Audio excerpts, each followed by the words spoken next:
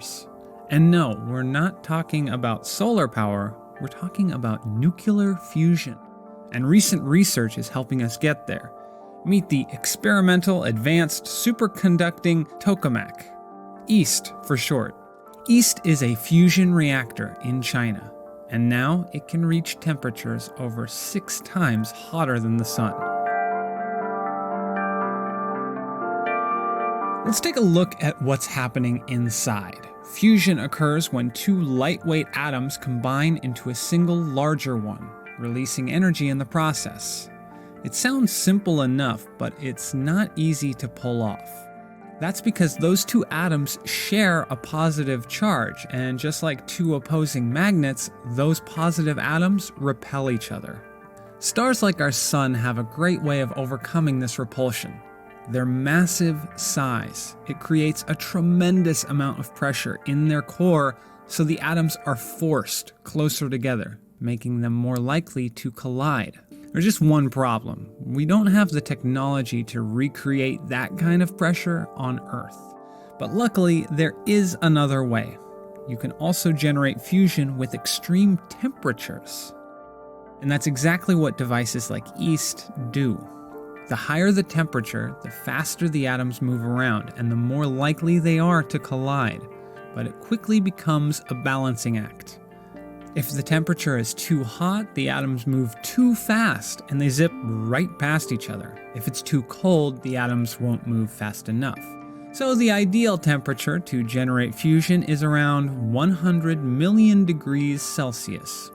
That's more than 6 times hotter than our sun's core. Only a few fusion experiments in the world have surpassed this milestone, and the latest one was EAST. It sustained nuclear fusion for about 10 seconds before shutting down.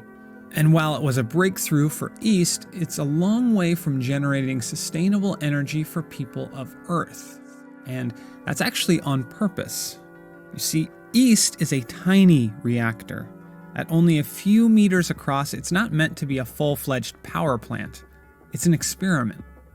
And right now, its job is to help us design more effective fusion technology that could one day power entire cities.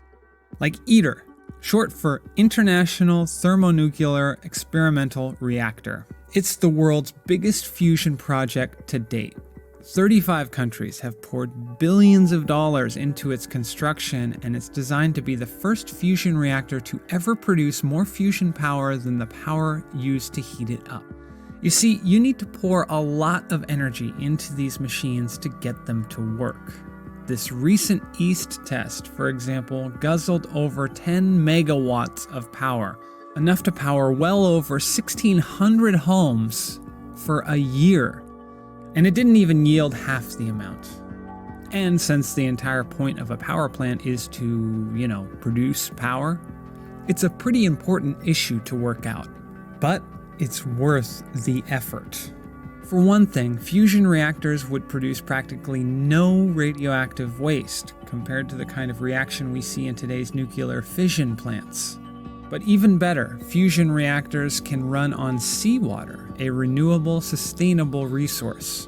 For perspective, the amount of water on just the top inch of Lake Erie is enough to produce more power than all the fossil fuels left on the planet. And unlike other energy sources, it doesn't need the sun to shine or wind to blow. In a time of dwindling resources and worsening climate change,